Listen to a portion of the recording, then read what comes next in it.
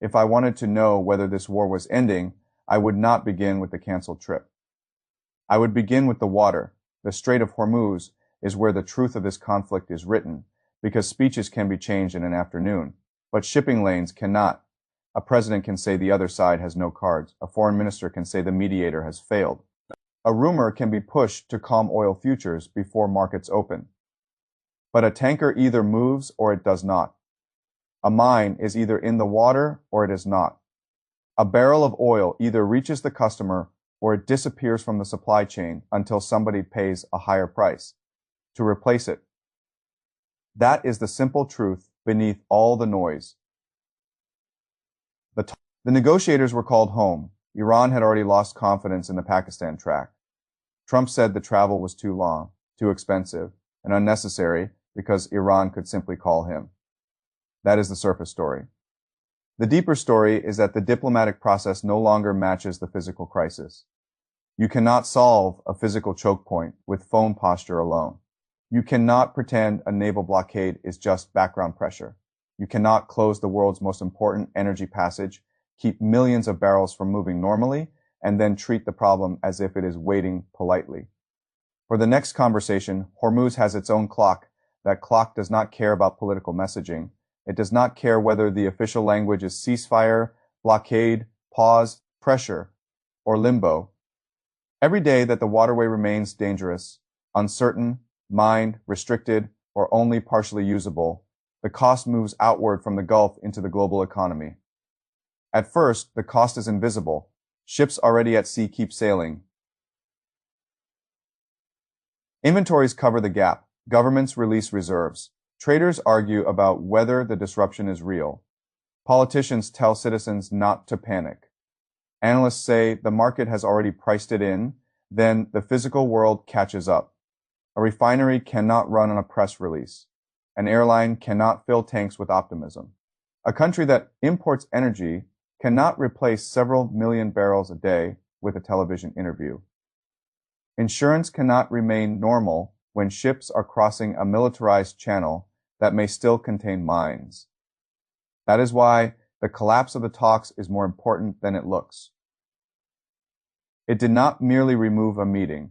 It removed the most convenient story everyone was using to stay calm. The story was that pressure was working, that Iran wanted a deal, that the blockade would force concessions, that Pakistan could carry messages, that the ceasefire was a bridge to something larger. But now the bridge has cracks on both ends. From Washington's side, the demand appears to be larger than Iran can accept without humiliation. From Tehran's side, the demand appears to be less like negotiation and more like capitulation. From Pakistan's side, the mediation role has been damaged because Iran believes Pakistan is carrying American pressure rather than neutral proposals. From Israel's side, the incentive is not clearly de-escalation. Israel still has reasons to push the conflict back into motion, especially if it believes time will allow Iran to recover. That is not a peace process. That is a pause surrounded by actors who each have a reason to use the pause differently. I have always believed that incentives matter more than statements. When a company says it is patient but its debt matures next month, believe the debt schedule. When a government says it wants stability but keeps the blockade in place, believe the blockade. When a country says it has no reason to escalate but continues to control the minefield and threaten oil infrastructure, believe the geography. That is why I call this the Hormuz clock. The first hand on the clock is the blockade. America wants the blockade to do what bombing did not fully accomplish. It wants to force Iran back to the table on better terms. The logic is familiar: cut the revenue, restrict the movement, increase the pressure, wait for internal strain to do the work. That logic can work when the target believes compromise is safer than resistance, but it can fail badly when the target believes compromise is political death. Iran is damaged. That is not in doubt. Its military has been hit. Its leadership is under stress. Its economy is vulnerable, but damaged countries do not always become compliant countries. Sometimes damage makes the surviving factions more radical, not less. Sometimes the men who still control the remaining cards decide the only way to prove they are not finished is to use them. The second hand on the clock is oil. Millions of barrels are not moving as they should. Maybe some ships evade the blockade. Maybe some flows continue through channels no public tracker fully understands. Maybe the blockade is less absolute than the headline suggests. That uncertainty is itself part of the price. Oil markets dislike missing barrels. They dislike uncertainty even more. The danger here is not merely that oil rises. The danger is that governments and consumers discover the shortage late after the flexible supply has already been consumed and after the easy substitutions have already been made. A delayed shock is still a shock. The third hand on the clock is the minefield. If the reports are correct that Iran has added mines in the strait, then normal traffic cannot simply resume by declaration. Mines change the nature of the negotiation. The country that laid them may know where they are. The countries that need the waterway may need that information. Clearing them could take months if the process is contested or incomplete. That gives Iran a strange kind of leverage even after military losses. A man does not need a large navy to make a narrow sea lane dangerous. He needs mines, small boats, missiles, drones, and the willingness to make everyone else's insurance problem unbearable. That is why statements about Iran having no cards should be treated carefully. It may have fewer cards than before, it may have weaker cards, but a weak card in the right geography can still alter a global market. The fourth hand on the clock is Israel. No analysis of this crisis is honest if it treats America and Iran as the only two players. Israel has its own incentives, its own red lines, its own assessment of whether Iran is temporarily weak enough to hit again. If Lebanon remains active, if Hezbollah and Israeli forces keep trading blows, then the ceasefire around Iran becomes less like a stable arrangement and more like one room in a house where other rooms are already on fire. A ceasefire that does not constrain the wider battlefield is not a settlement, it is a label. The fifth hand on the clock is the mediator problem. Pakistan had a reason to help. It depends heavily on regional energy flows and had every incentive to keep the strait open. But mediation requires trust. When Iran's advisors say Pakistan is too close to American interests, that means the channel is losing value.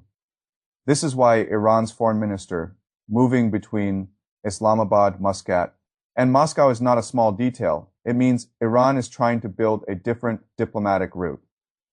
Oman offers a channel with history. Russia offers strategic backing and a way to signal that Iran is not isolated. Pakistan may still matter, but it no longer owns the table. That shift matters because every new table changes the price of a deal. If a country believes it has only one route out, it may accept harsher terms. If it believes it can move between mediators, great powers, and regional partners, it may wait. Waiting is not free, but neither is surrender. Now look at the proposal floating around that Hormuz could be addressed before the nuclear file. At first glance, that sounds sensible. Open the waterway, calm the market, avoid a wider oil shock, deal with the nuclear question later. But from America's perspective, that would be an admission that the blockade failed to produce the main concession. If the blockade was created to force nuclear movement, lifting it in exchange for shipping relief alone means Iran preserved its central position. It would mean the world paid for a war, absorbed an oil shock, watched the Gulf convulse, and ended with Iran's nuclear bargaining position still alive. That is why such a deal is politically difficult for Washington. From Iran's perspective, however, that is exactly why it is attractive. It separates the economic pressure point from the nuclear file. It tells the world that if you want the strait open, you must treat Hormuz as its own negotiation, not merely as leverage for America's larger demands. That is the chessboard. The question is not whether either side can describe a deal. The question is whether either side can survive the deal it would need to sign. America cannot easily accept a deal that looks like Iran closed the strait, endured pressure, and then got the blockade removed without nuclear surrender. Iran cannot easily accept a deal that looks like America bombed, blockaded, and then extracted permanent strategic submission. Israel cannot easily accept a deal that leaves Iran able to rebuild. Gulf states cannot easily accept a strategy that keeps their ports, wells, refineries, and shipping lanes exposed. Markets cannot easily accept months of uncertainty without eventually demanding a premium. That is why this moment is so unstable. It is not because everyone wants war. Most actors probably do not. It is unstable because every path out imposes humiliation or cost on someone powerful enough to resist it. In business, I always preferred situations where both sides could explain the deal to their own people without lying too much. Those are the deals that last. The problem here is that every honest explanation is painful. If America settles short of its declared aims, it looks like pressure failed. If Iran settles on America's terms, it looks like defeat. If Pakistan admits it could not carry the talks, it loses diplomatic stature. If Gulf countries ask America to stop the blockade, they admit American protection has become a source of danger. If Israel restrains itself, it may believe it is wasting a rare moment of Iranian weakness. So instead of resolution, we get postponement, canceled trips, phone diplomacy, market rumors, partial blockades, mine estimates, warnings about oil wells, visits to Moscow, statements about having all the cards, and beneath all of it, the Hormuz clock keeps moving. The next phase will not be revealed first by a dramatic speech. It will be revealed by operational behavior. Do tankers begin moving normally, or do they continue to detour, wait, or return? Do insurance costs fall, or do they keep rising beneath calm headlines? Do Gulf states quietly harden oil facilities and ports? Do refiners begin bidding more aggressively for replacement crude and products? Does Iran provide minefield information as part of an arrangement, or does the mine uncertainty become a bargaining tool? Does Israel widen the Lebanon front or keep it contained? Does Oman suddenly become the more important diplomatic channel? Those are the signs I would watch. Not because speeches are irrelevant, but because in this crisis, speeches are often written to influence markets, allies, enemies, and domestic audiences at the same time. Physical movement is harder to fake. A ship is either moving or it is not. A mine is either cleared or it is not. Oil is either delivered or it is not. And when the physical system contradicts the political message, believe the physical system. I do not say that lightly. I am not predicting a specific explosion tomorrow morning. The most dangerous crises often unfold more slowly than people expect. They give everyone just enough time to become complacent and not enough time to prepare once the break finally arrives. That is what makes this so serious. The canceled talks are not the end of diplomacy, but they are a sign that the easy diplomatic story has failed.